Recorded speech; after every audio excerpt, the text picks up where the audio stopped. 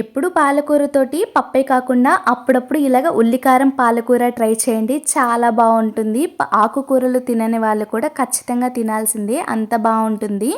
అంతేకాకుండా ఈ పాలకూరలో చాలా హెల్త్ బెనిఫిట్స్ ఉన్నాయి. Skin problems, hair problems, heart problems ఉన్న వాళ్ళకి కాకుండా షుగర్ ఉన్న వాళ్ళకి కూడా ఇది చాలా బాగా పనిచేస్తుంది. సో ప్రాసెస్ అయితే చూసేద్దాము. దానికోసం ముందుగా పాలకూరని తీసుకొని నీట్‌గా క్లీన్ చేసుకొని సన్నగా తరిగి పక్కన పెట్టేసుకున్నాను. ఉల్లిపాయలు కూడా తీసుకొని 2 విధాలుగా కట్ చేసుకొని పక్కన పెట్టుకున్నాను. మనం కొంచెం పెద్ద సైజుగా కట్ చేసుకున్న ఉల్లిపాయల్ని మిక్సీ జార్‌లో వేసేసుకొని నెక్స్ట్ అయితే ఒక వెల్లుల్లి కూడా తీసుకొని వేసేసుకున్నాను. కొంచెం రుచికి సరిపడా ఉప్పు వేసుకొని ఒక 1 ½ టీ స్పూన్ కారం కూడా వేసుకొని మిక్సీ పట్టేసుకుంటున్నాను. ఇక్కడ మీరు కొంచెం స్పైస్ ఎక్కువ తినే వాళ్ళైతే గనుక ఇంకొక హాఫ్ టీ స్పూన్ కూడా యాడ్ చేసుకోవచ్చు. నేనైతే మీడియంగా వేసుకుంటున్నాను. మా స్పైస్ లెవెల్‌కి అది సరిపోతుంది. సో మిక్సీ పట్టేసుకొని కొంచెం కచ్చా పచ్చగా మిక్సీ పట్టేసుకొని ఇలాగా ఉల్లికారంని పక్కన పెట్టేసుకున్నాము.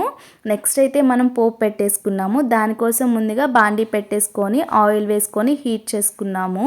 మనకి ఈ కర్రీకి కొంచెం ఆయిల్ అయితే ఎక్కువే పడుతుంది. సో మీరు వేసుకునేటప్పుడు కొంచెం చూసుకొని అయితే వేసుకోండి. నేనైతే ఆయిల్ వేసుకొని హీట్ చేసేసుకొని నెక్స్ట్ అయితే పోపు దినుసులు అయితే వేసేసుకుంటున్నాను. దానికోసం జీలకర్ర, ఆవాలు, పచ్చిశనగపప్పు, మినపప్పు వేసుకుంటున్నాను. నేను కొంచెం ఎక్కువే వేసుకున్నాను. ఎందుకంటే తినేటప్పుడు కొంచెం క్రంచీగా తగిలి బాగుంటాయి అన్నమాట. నెక్స్ట్ అయితే కొంచెం కరివేపాకు, 2 ఎండుమిర్చి కూడా వేసేసుకున్నాను. నెక్స్ట్ ముందుగా సన్నగా తరిగి పెట్టుకున్న ఉల్లిపాయ ఉంది కదా, అవి కూడా వేసుకొని ఫ్రై చేసేసుకుంటున్నాను.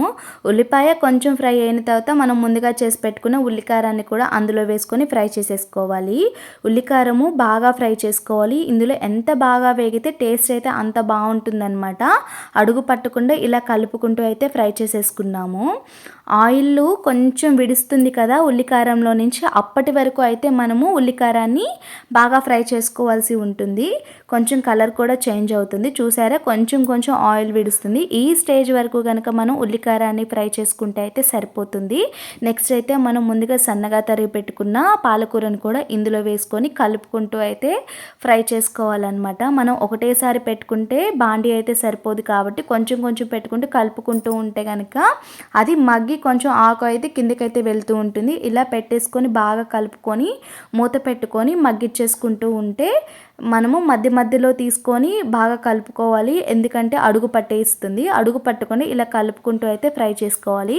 ఈ స్టేజ్లో మనం ఒక 1 టీ స్పూన్ ధనియాల పొడి కూడా వేసుకుంటే ఈ కర్రీకి మనకి ఎక్స్ట్రా టేస్ట్ అయితే యాడ్ అవుతుందన్నమాట. నేను ఒక 1 టేబుల్ స్పూను ధనియాల పొడి కూడా వేసుకొని బాగా ఫ్రై చేసుకొని అయితే స్టవ్ ఆఫ్ చేసుకొని సర్వింగ్ బౌల్లోకి తీసుకొని సర్వ్ చేసుకుంటున్నాను.